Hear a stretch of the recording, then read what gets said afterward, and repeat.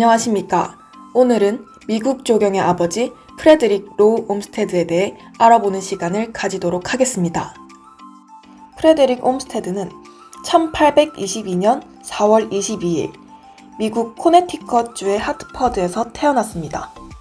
옴스테드 조경관 뿌리가 되는 자연관 형성에는 자연경관을 매우 좋아하여 틈만 나면 여기저기 가족과 함께 다녔던 어린 시절 아버지의 영향이 컸습니다.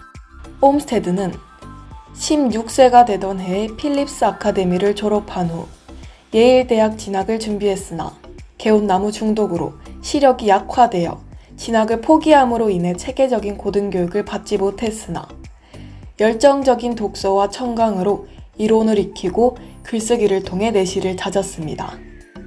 소년기에는 윌리엄 길빈의 숲 경관에 관한 소고를 읽은 후 경관은 무의식적 과정을 통해 작용하여 도시 생활의 심한 소음과 인공적인 환경에 의해 긴장된 인간의 마음을 편안케 하고 풀어주는 효과를 발휘한다는 그만의 독자적인 경관에 대한 관점을 가지게 됩니다. 옴스테드는 부유한 상인이었던 아버지 덕택에 정규 대학 교육을 마치지 않고도 산 지식을 토대로 당시의 타지식인처럼 시민 계몽과 사회 변화에 높은 관심을 가진 참여 지식인으로 변모하게 됩니다. 어려서부터 농업에 흥미를 가졌던 옴스테드는 20대부터 근대적 농업 경영자로서 성공했습니다.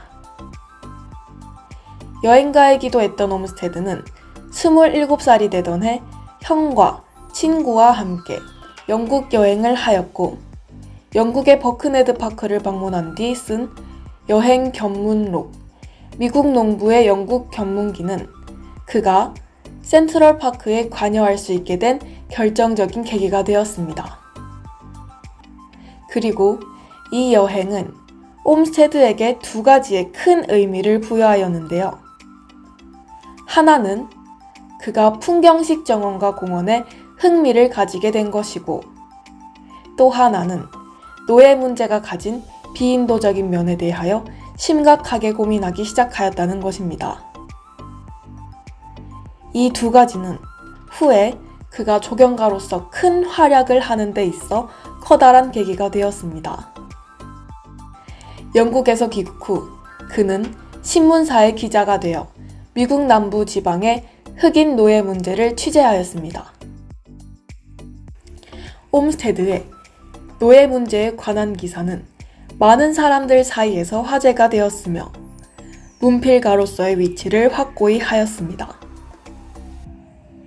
이와 같이 옴스테드의 삶은 농부, 문필가, 그리고 사회평론가 등과 같이 조경과는 별로 관계없는 일에서부터 시작되었습니다. 청년기부터 원예가로서 유명했으며 26살에 이미 정원일홍의 명절을 남긴 다운인과는 매우 다른 삶을 살았다고 할 수 있죠. 하지만 옴스테드가 겪었던 청년 시절의 다양한 경험은 조경가로서의 사상을 형성하는 데 중대한 영향을 미쳤습니다.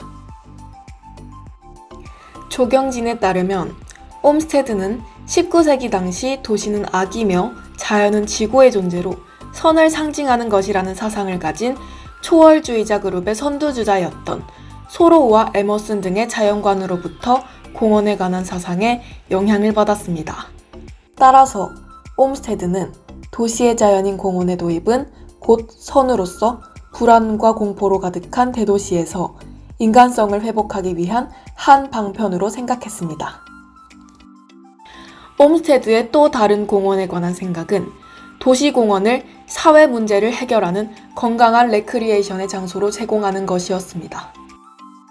결론적으로 옴스테드의 공원은 도시를 살리고 사회체제를 유지하는 소극적인 방어기제였던 셈이었습니다.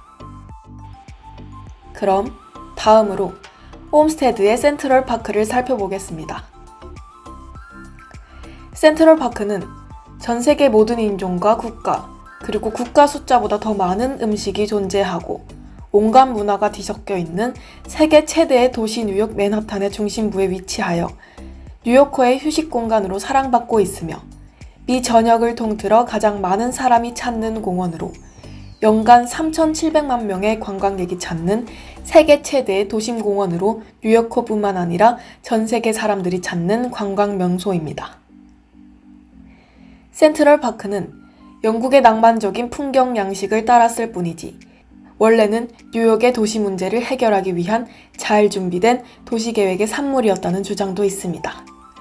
뉴욕의 수돗물을 공급하는 유수지인 센트럴파크 지역을 도시의 난개발로부터 보호하기 위해 공원으로 만들었다는 설득력 있는 의견인데요. 센트럴파크는 뉴욕의 격자망을 통해 성장해가면서 생기는 문제점을 해결하기 위한 제2의 도시계획인 것입니다. 옴스테드가 남긴 최대의 업적 중에 하나는 동네의 풍경식 정원을 조경으로 명칭을 바꾸면서 근대 조경의 이론과 방법을 확립한 것입니다. 옴스테드는 조경의 대상 영역을 확실하게 확립하였는데 이는 근대 조경을 왕과 귀족 소유의 정원같이 사적 차원에서 시민을 위한 공적 차원으로 바꾸려는 시도를 했다는 것입니다. 옴스테드가 남긴 40개가 넘는 공원 계획과 국립공원의 제정, 그리고 자연보호 계획 등과 같은 수많은 업적을 통해서 옴스테드가 얼마나 조경과 대중의 관계를 소중하게 생각했는지 알 수 있었습니다.